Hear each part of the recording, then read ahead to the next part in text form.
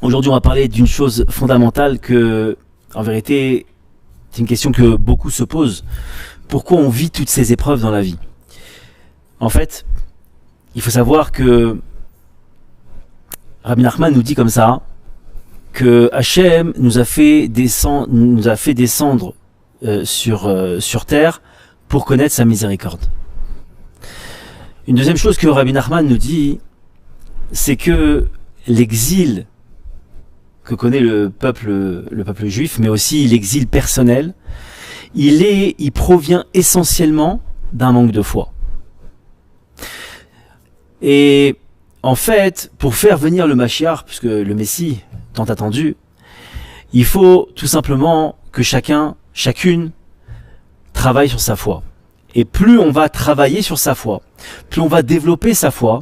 Alors la foi, on va pas le développer aujourd'hui parce que c'est un cours en soi, mais il faut savoir que la foi, c'est de croire que tout vient d'Hachem et que tout est pour le bien. Tout ce que fait Hachem est pour le bien. Maintenant, pourquoi l'âme, elle est descendue dans ce monde? On l'a dit que le Zohar et Rabbi Nachman en parlent, c'est pour qu'on connaisse la miséricorde divine. Mais il y a une autre raison, ou plusieurs autres raisons. La première, c'est que là où on se trouvait dans les cieux, à côté d'Hachem, notre âme, elle avait une position.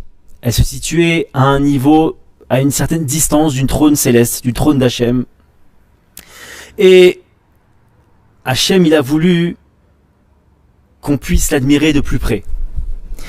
La possibilité de l'admirer de plus près, c'est possible uniquement que grâce à une connaissance supplémentaire d'Hachem.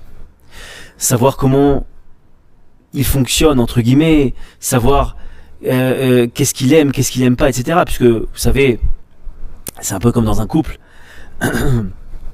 qu'en fait, plus on apprend à connaître la personne et plus on est proche d'elle. Le mari pour la femme et la femme pour le mari. Et c'est quelque chose à l'état humain qu'on peut tout à fait comprendre, mais en vérité, c'est valable aussi pour Hachem. Donc, en fait, on nous a fait descendre ici pour tout simplement connaître la miséricorde d'Hachem. Il y a une très très belle histoire, et après on va continuer à développer pourquoi l'âme elle est descendue. Il y a une très très belle histoire qu'on raconte comme ça au temps du Baal Shem Tov, que un jour il y a un jeune chassid, un jeune chassid et qui venait de se marier. Et le lendemain de son mariage, il dit à ses parents, il dit voilà, je voudrais voyager chez le Baal Shem Tov pour tout simplement apprendre des choses et pour me parfaire, tout simplement. Le père était content, il a dit voilà, mon fils est super, il va devenir un super rabbin, il va connaître très très bien la loi juive, la halacha, il va devenir peut-être même un juge rabbinique, un dayan, magnifique. Et il aura maintenant une parnasse, de l'argent qui va rentrer, il va pouvoir aussi peut-être éventuellement avoir une communauté à sa charge, et peut-être donc des rentrées d'argent, peu importe. Donc il voyait un avenir florissant pour son fils. Le fils a dit à son père, écoute, ma jeune femme, ma toute jeune épouse, j'aimerais qu'elle reste avec toi le temps que je revienne. Pendant 3 ans, le fils n'est pas revenu. Au bout de 3 ans, il est revenu, et après un long voyage, il vient vers son père. Et il lui dit, écoute, alors le père impatient de savoir, alors qu'est-ce que t'es devenu juge rabbinique, t'es devenu, ça y est, t'es super, t'es devenu parfait en loi juive et tout. Bon. Et le fils, il répond, attends, j'ai besoin de me rassasier, j'ai fait un long voyage, laisse-moi juste boire un petit peu, laisse-moi juste me détendre un petit peu, au moins que, bref. Donc le père lui sert à boire, et les parents lui servent à boire, à manger, et après cela, le père pose la question fatidique, alors bon, ça y est, t'as mangé, t'as bu, maintenant on veut savoir ce que c'est, qu'est-ce que t'es devenu maintenant. Alors, le fils, il dit à son père, écoute, une chose extraordinaire, j'ai appris une chose extraordinaire, mais vraiment, j'aurais jamais cru pouvoir apprendre ça un jour dans ma vie. Alors le père, il s'est imaginé, je sais pas, des secrets incroyables de la Torah et tout. Et le fils lui répond, écoute, j'ai appris une chose, c'est que Dieu existe. Alors le père, et on peut imaginer le père au bout de 3 ans qui arrive comme ça, il devient tout rouge de colère, énervé. Il dit quoi? Mais tu rigoles, tu plaisantes. 3 ans pour juste apprendre que Dieu existe.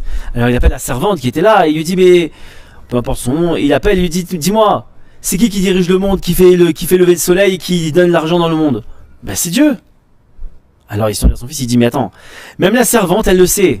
Même la servante, elle sait que Dieu existe. Qu'est-ce que t'as appris, toi? Tu me dis, ben non, je sais que Dieu... Il lui a dit, elle le dit, et moi je le sais. C'est une histoire très profonde en vérité, parce que faut comprendre que beaucoup d'entre nous, on croit savoir, on croit connaître Dieu, on croit être au courant de Dieu, au courant qu'il y a une existence de Dieu. On croit qu'on a la foi, mais en vérité on n'a pas la foi. Parce que tout comme cette servante, on croit qu'il existe, mais on ne sait pas qu'il existe. Et en fait, c'est pour ça que Hachem il a fait descendre notre âme sur terre, pour pouvoir justement donc connaître sa miséricorde à travers toutes les épreuves qu'on a. La deuxième, c'est pour que l'âme ne reçoive pas gratuitement cette lumière extraordinaire qu'il y a dans les cieux. Quand on est à côté d'Hachem, il y a une lumière extraordinaire que l'âme elle se délecte de cette lumière. Et pour que l'âme elle reçoive pas gratuitement cette lumière, alors Hachem il a fait que on ait un mérite de recevoir cette lumière, donc à travers le fait d'avoir passé toutes ces épreuves dans ce monde-là où on est, le fait d'avoir Baruch Hashem réussi ces épreuves, réussir ces épreuves, c'est tout simplement avoir vu Hachem dans cette épreuve. Parce que souvent on pose la question, c'est quoi réussir une épreuve? Enfin, comment on peut dire qu'on a passé l'épreuve avec brio, avec succès? C'est pas parce que l'épreuve elle est passée qu'on l'a réussi. L'épreuve on l'a passée tout simplement parce qu'on s'est connecté à travers cette épreuve à Hachem. Parce qu'on a vu Hachem à travers cette épreuve-là. On a compris, on a vu la miséricorde d'Hachem à travers ça. Et ça, c'est le plus beau cadeau qui soit. Et c'est ça qui fait que on aura plus tard, Bezrat Hachem à 120 ans, une place beaucoup plus proche du trône céleste. Vous savez, c'est un petit peu comme l'histoire d'un type qui serait un type vraiment honorable, quelqu'un qui est bien connu de tous et tout. Et il est forcé à rentrer dans un repas où il n'est pas invité. Quelqu'un l'attrape dans la porte, il est en train de passer devant une porte comme ça, et un type lui dit, allez viens avec moi, viens. Un ami à lui qui l'a pas vu depuis longtemps, il embarque dans ce repas, il lui dit, viens t'asseoir avec moi. Bon, il est un peu gêné, il a mis à insister beaucoup et tout, et puis il se retrouve au repas comme ça, et puis il regarde tout le monde il a l'impression que tout le monde le dévisage, parce qu'il se dit, mais qu'est-ce que je fais dans ce repas, je suis même pas invité, je connais personne ici. Et en vérité, il regarde à droite à gauche et chaque bouchée c'est une souffrance pour lui parce que il a l'impression qu'il a volé et qu'il mérite pas ce repas-là. Maintenant, une question que chacun... Donc on a vu déjà pourquoi on est descendu sur Terre. Maintenant, il y a une grande question que chacun se pose. C'est au final, si Hachem il veut qu'on se rapproche de lui, à travers tout le travail qu'on a ici à faire, et par rapport aux épreuves qu'on passe, puisque le but c'est tout simplement de voir, de se connecter à Hachem, de connaître Hachem, de voir la miséricorde d'Hachem. Alors pourquoi Hachem tout simplement en descendant ici, il nous a pas donné la facilité de le voir dans l'épreuve, de voir le bien qu'il y a dans l'épreuve qu'on vit. Et voilà, et puis on passe très très rapidement les examens, si on peut dire. On est diplômé, si on peut dire encore une fois. Et puis on remonte, on est plus proche d'Hachem. On voit qu'il y a une occultation en vérité très très forte. Premièrement, dans les lois de la nature, on voit que la nature, elle a des lois fixes qui bougent pas. Et on voit qu'on n'a pas l'impression, mais pour comprendre, je fais exprès d'être comme ça, un peu piquant, que quand on regarde la nature, on voit que le soleil se lève, lui se couche, il y a des horaires, il y a la météo, il y a, je sais pas moi, tout ce qui peut faire qu'on a l'impression que la nature, elle suit son cours, qu'il y a aucune intervention autre et que c'est comme une horloge, si vous voulez, qu'on aurait lancée, et que finalement cette horloge elle s'arrête pas. Et de là, on voit qu'on a l'impression qu'Hachem il est invisible. Il dirige mais de manière invisible, on le voit pas. Deuxième chose, on voit que l'homme, il a cette possibilité de faire le bien ou le mal comme il veut. Maintenant, Hachem, il aurait pu tout simplement injecter la foi dans chaque homme. Et on aurait tout simplement compris comment Hachem il fonctionnait, ça aurait été plus vite. que maintenant il y a le bien, il y a le mal, et des fois on arrive à faire le bien, mais des fois on tombe dans le mal, chas v'shalom, alors on s'en sort pas, et pourquoi on tombe, et pourquoi finalement on voudrait... Qui finalement, il y a une grande question qu'on se pose, c'est si on interrogeait quelqu'un maintenant, est-ce que véritablement il aimerait faire un mal, faire du mal? Un type qui a volé par exemple. Si au fond de lui on lui pose la question comme ça, c'est Rabbi Nachman qui dit comme ça que si on posait la question à une personne comme ça qui a fait du mal, qui a volé par exemple, et on lui pose la question, regarde, est-ce que au fond de toi, vraiment au plus profond de toi, est-ce que vraiment tu voulais voler? Est-ce que tu as plaisir à voler? Au plus profond de toi maintenant. Je ne demande pas avec les intérêts que tu as d'argent, de soif de pouvoir, de ce que tu peux t'acheter maintenant avec cet argent volé, etc. Mais maintenant, au fond de toi, en tant qu'être humain, en tant que personne responsable, t'as plaisir à voler? C'est certain que personne dirait oui. Tout le monde au fond de lui, il n'aime pas faire le mal. Et pourtant, on voit qu'on arrive à tomber parce que, alors au final, voilà, pourquoi Hachem nous a pas fait? C'est ce côté tout simple, hein, une chose toute simple. On tombe pas dans le mal. Jamais on tombe dans le mal. Ce serait génial. La troisième chose, c'est que on voit que l'homme, il a un corps. Ce corps, il a des appétits, il a des soifs de désirs, de nourriture, d'argent, de toutes sortes de désirs dans le monde. Et ce corps, il attire, il nous pousse à faire des choses. À la limite, c'était... Pourquoi il nous a pas juste donné un corps hyper sain, hyper pur? Pourquoi il nous a donné ce corps rempli de tendances comme ça, qui cherche qui est attiré par toutes ces trucs? C'était plus simple pour Hachem. Et pour nous, il nous aurait donné un corps, en toute pureté, et on aurait fait notre travail, on serait rentré. Dernière chose, pourquoi Hachem, il envoie, pour le connaître, toutes ces maladies? Dieu préserve tous ces problèmes d'argent, tous ces attentats, toutes ces choses terribles. Hachem, il aurait pu faire que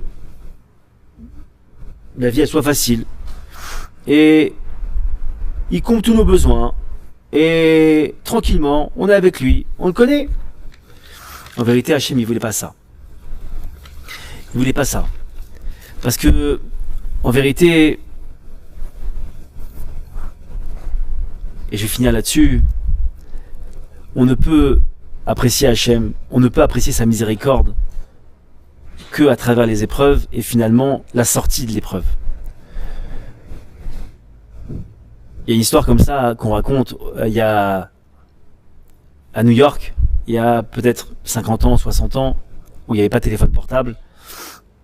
Il y a un monsieur, on va l'appeler monsieur Smith, qui était un richissime, qui était très riche, et il a acheté il a fait construire un immeuble. Arrivé à un certain étage, il propose au constructeur, à l'entrepreneur, de faire un bilan déjà de ce qui a été construit. Il lui donne rendez-vous, on est en décembre, en hiver comme ça à New York, et il lui donne rendez-vous au dernier étage qui vient d'être construit, et il lui dit, rejoins-moi là-haut, on se retrouve là-bas, telle heure. Évidemment, comme je l'ai dit, il n'y a pas de téléphone portable, donc ils se sont fixés un rendez-vous depuis le matin, et le riche arrive au 20e étage de la tour. Tout est encore en travaux, il n'y a pas de mur, il n'y a que les murs intérieurs, mais les murs extérieurs n'existent pas. Et donc, qu'est-ce qui se passe? Il rentre, et puis en attendant, je vais un peu regarder l'état des travaux. Il commence à rentrer dans des pièces, il rentre dans une, dans l'autre, et puis il rentre dans une pièce où il y avait la porte déjà. Et donc il est, on va dire, 6 heures d'après-midi, et puis la porte claque. La porte claque, il n'y a pas de poignée pour ouvrir, il n'arrive pas à ouvrir. Et il se retrouve au 20e étage, bloqué au mois de décembre. À New York, il fait moins 30. En hiver, comme ça, pas de téléphone, rien. Et il se retrouve bloqué au 20e étage, comme ça. Alors, qu'est-ce qui se passe?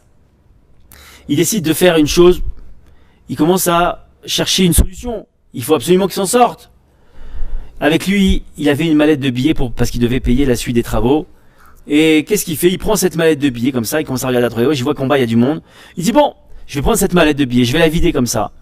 Et quand ils vont voir des billets partout, par terre, les gens vont commencer à lever la tête. Et moi, je vais crier au secours, et tout le monde va venir me sauver. Alors, qu'est-ce qui s'est passé? Il a ouvert la mallette, il a jeté les billets. Et quand les billets sont tombés par terre, tous les gens se sont agglutinés sur les billets. Tout le monde s'est battu pour prendre les billets. Et personne n'a regardé en haut. Alors, ce type-là, monsieur Smith, il était désespéré. Et puis, il a regardé à droite, à gauche, il dit mais qu'est-ce que je vais faire? Et puis il voit à sa droite, il voit un amas de gravats comme ça, avec des pierres. Et il dit bon, je vais faire quelque chose, je vais envoyer des pierres. Et quand une personne elle va voir une pierre qui tombe, c'est sûr qu'elle va commencer à monter. Et elle va me voir et puis je vais appeler à l'aide. Alors, il a commencé à jeter une première pierre et elle est tombée devant une personne qui marchait. La personne a été effrayée comme ça, elle s'est arrêtée d'un coup d'un seul. Et il a jeté une seconde pierre et la personne elle a cherché d'où venait, quelle était l'origine de ce jet de pierre. Elle a commencé à lever la tête et elle a vu un type là-haut qui est en train de jeter des pierres. Ils ont vite appelé la police elle est montée au 20e étage, ils ont défoncé la porte, ils ont arrêté Monsieur Smith. Et Monsieur Smith, il s'est expliqué, il a expliqué que voilà, et il a été libéré. De cette histoire, on apprend une chose extraordinaire, et je finis là-dessus. On voit que quand tout va bien, quand Hachem nous envoie des billets de banque, alors on les prend, mais on lève pas les yeux vers lui. Par contre, quand l'épreuve, c'est des pierres que Hachem nous jette, entre guillemets, et que c'est des choses difficiles, alors instinctivement, on va commencer à regarder vers les cieux. Et c'est quoi regarder vers les cieux? C'est qu'on va commencer à prier Hachem pour qu'il nous aide. Alors, Bessiat Adishmaya, Bezrat Hachem, que Akadosh Baruch Hu y fasse, que on comprenne le bien qu'il y a dans tout, qu'on comprenne que l'épreuve, c'est la seule façon de connaître la miséricorde divine, de se rapprocher d'Hachem au Gan Eden. Amen, Ken Yiratzon.